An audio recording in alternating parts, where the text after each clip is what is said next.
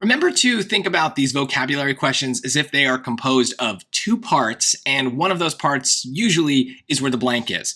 So when we read this, we can notice the first part here.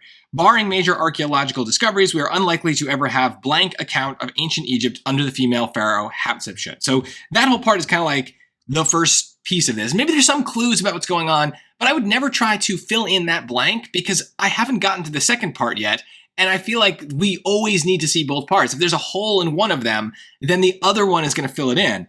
And maybe this just gets easier with time, but when we see like a word like as, like to me, in a case like this where now we have an extra clause, what that word as is doing is saying, we're going to give you more information about what we just said, right? We're going to kind of give you that evidence you need to fill that hole. So now I'm paying extra close attention, as much of the evidence of her reign was deliberately destroyed by her successors.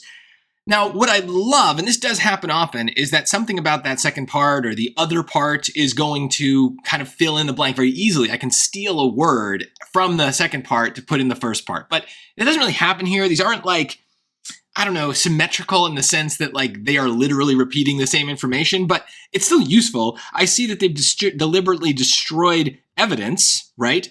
So we are probably unlikely to ever have a good account. And then again, I'm also noticing that in terms of our connotations, right, the word as sounds like we're going to continue our connotation.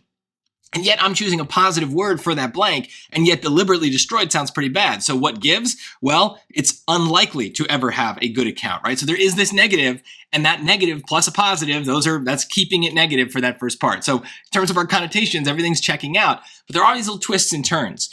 So I'm looking for something that kind of means good. Well, imaginative, that could be that. Superficial is usually a bad word. It means something is on the surface only, superficial. And so it's just if you call someone superficial, that's bad. If you have superficial evidence of something, that's not really good. It's kind of shallow and not really well thought out. So that doesn't really make sense.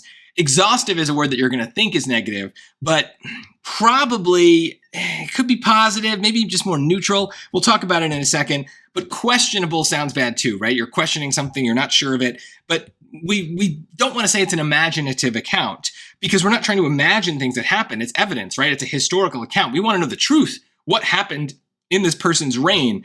So exhaustive is a word that we associate with being tired, right? You're exhausted. You just ran a race. You have no more energy left. But exhaustive also means that you've put so much effort into something that there is nothing left to do. So in this case, we are unlikely to ever have an exhaustive account, meaning a thorough account of this person because all the evidence has been destroyed. So there's a lot going on in this question. I don't think it's particularly hard, but I do love this question because it's hitting so many of these little things that the vocab questions can do. We have this kind of two-part structure. It happens to be the case that the blank is in the first part. It could have been the case that the blank is in the second part, and then the evidence would have been in the first part. So we have, the blank can be anywhere. But then connotations can kind of help us. But also the SAT does this. I need to find a way to describe this better. But basically they pick words that they know you have some sort of preconceived idea about. Sometimes it's a definition that's in another context. Sometimes it's a similar word and you kind of link them even though they're not really linked. And they're giving it to you to see, do you really know this word? Or are you just kind of guessing based on other words that you kind of recognize? And exhaustive, definitely the first thing most people are going to think of is being exhausted, being really, really tired. And that seems like it's kind of just random for what's going on, but it has this other meaning and we've got to be comfortable with this other usage. So this is a great question. If you have any comments about it, please put them in the comments. But this is the kind of thing that with a little bit of vocab studying, confidence with the English language, and knowledge of the strategies, you should be able to get right.